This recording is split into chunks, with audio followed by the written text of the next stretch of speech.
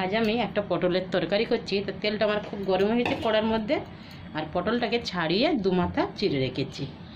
যেমন আমি একটু নুন দিয়ে দিলাম তেলের মধ্যে, দিয়ে পটলগুলো ভেজে নেব।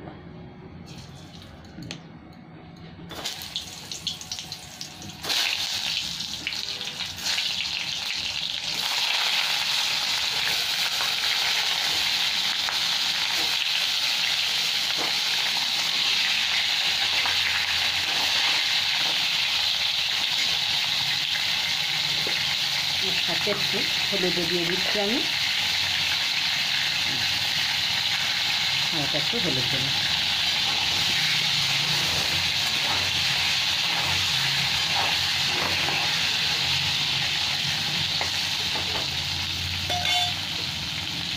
পটলগুলো লাল লাল করে আমি ভেজে নেবো। এদিকে একটা মশলা তৈরি করে নিচ্ছি।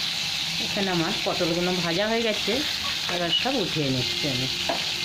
আজকের একদম নিরামিষ করবো পটল। এই তেলের মধ্যেই একটু তেজপাতা আর গোটা জিরে, একটু ইলাইচি ফোড়ন দেবো।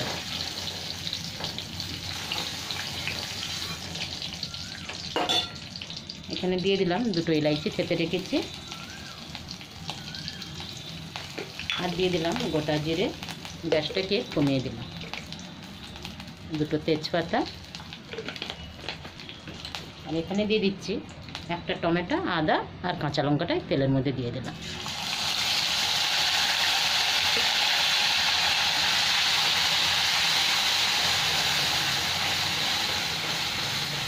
এই মশলাটা একটু ভাজতে থাকবো, টমেটোর কাঁচা গন্ধ চলে যাবে। আর আমি এখানে একটু মশলা করে নিচ্ছি। এখানে আমি একটু জিরে, ধনে আর একটু হলুদ আর কাশ্মীরি লঙ্কার গুঁড়ো দিয়ে দিলাম। অল্প একটু চিনিও দিয়ে দিলাম। নিরামিষ তরকারি তো মিষ্টি মিষ্টি ভালো হয়। আমি একটু জল দিচ্ছি।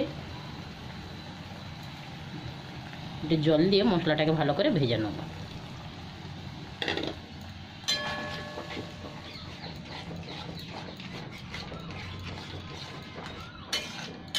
এই মশলায় তেল ছেড়ে দিলে তারপর আমি পটলগুলো তুলে দেব।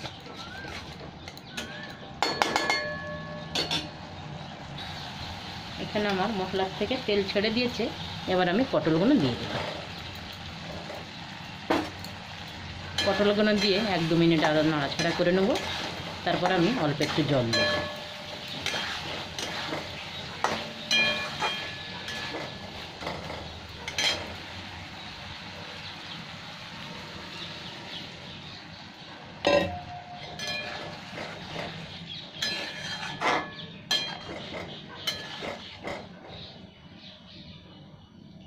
এবার আমি ঢাকা দিলাম। গ্যাসটাকে কমিয়ে দিয়ে, যাতে পটলগুলো আর একটু সিদ্ধ হয়ে যাবে আর ঝোলটা একটু ঘন হয়ে যাবে। আস্তে আস্তে হতে থাক এটা। এবার আমি ঢাকাটা খুলে দেখছি, বাহ ভালো হয়ে গেছে, ঝোলটাও টেনে গেছে, পটল একদম সেদ্ধ। এবার আমি গ্যাসটা বন্ধ করছি। এরকমই চেয়েছিলাম ঝোল। সব দিকে ঝোল ঝাল ঢুকে গেছে মশলাগুলো কেটে দেওয়ার পরে। এবার আমি নামিয়ে নিচ্ছি। এটা গ্যাসটা বন্ধ করলাম। আর পটলের তরকারি হয়ে গেছে। এটা রুটির সাথেও ভালো লাগে, ভাতের সাথে তো আরও ভালো খেতে।